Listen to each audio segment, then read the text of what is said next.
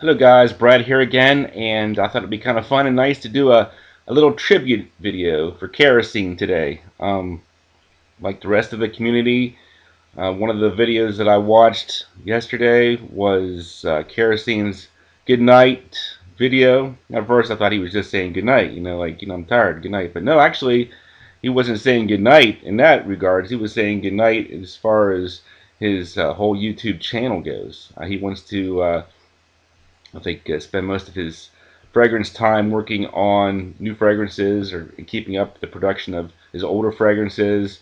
And he doesn't want to continue to do videos that aren't going to be up to the same standard of quality as his older videos. So that's completely understandable.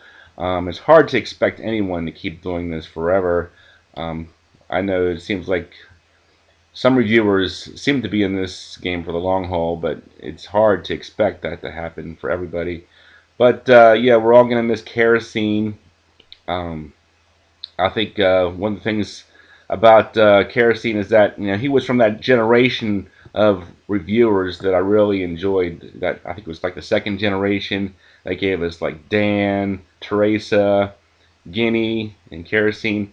They were all that second generation. First generation was great because they broke the ground, but it was that second generation for me that basically um, made me feel like a part of like a friendship and camaraderie thing. I wanted some swapping and things like that. A lot of messaging back and forth.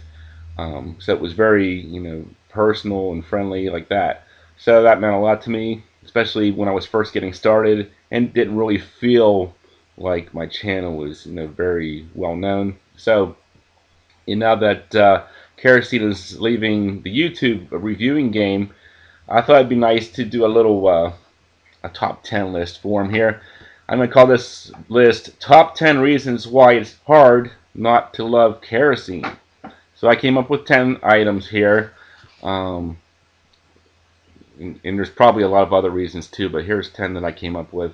Number one, he rides a motorcycle and likes hand knitted scarves. We all know that Kerosene loves scarves. I remember one time Teresa even made him a scarf, and he really seemed to appreciate that. So the man loves his scarves, and it's hard not to love a man that rides a motorcycle and loves his scarves. So I put that as my number one. Number two, he rides a motorcycle and he wears Britney Spears perfume. Now you don't see that very often in the biker community, but I admire that myself.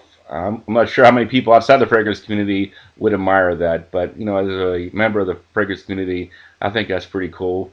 So that's my number two. Number three, he rides a motorcycle and plays a giant violin. Now, I know most people in the fragrance community, they would only consider buying a giant violin if they wanted to put it behind their back in the video just to make them look like a big shot or something. But I know Kerosene actually plays that thing. I think there might have even been a clip where he played it a little bit. So we know that he actually knows how to play that violin. I'm not sure how he gets it under his chin. Okay, that was dumb. But yeah, but it's always great to know that Kerosene does have a wide variety of interests. We know he's very musical, and so that was my number three. Number four, his collaboration video with Teresa on Serge Tan's Gris Clair is one of the most epic fragrance videos ever. I've probably watched that thing about half a dozen times. I love that video. If you haven't seen it, you really should watch it. Him and Teresa did sort of a split screen video take on Gris Clair, and I really liked it. Um, so yeah, if you haven't seen it, search it up and watch it. So that was my number four. Number five, I was given the opportunity to test out Kerosene's very first fragrance. Most people, if you ask what was Kerosene's first fragrance, they're going to say Rude Elements. Now, I know better than that. I've known Kerosene for a long time. His first fragrance was not Rude Elements. It was something called Green Irish Tweed Limited Edition, and I even did a video about it where I compared it to the original the original Green Irish Tweed. If you haven't seen it, search it up. Green Irish Tweed Limited Edition. So that was my number five. Number six, the endings of Kerosene's videos are always funny and epic. We all know about Kerosene's video endings. My personal favorite If you haven't seen it, you have to watch it. It was Hermes Eau de Gentillon Blanche. He actually did a little spoof video of me at the end.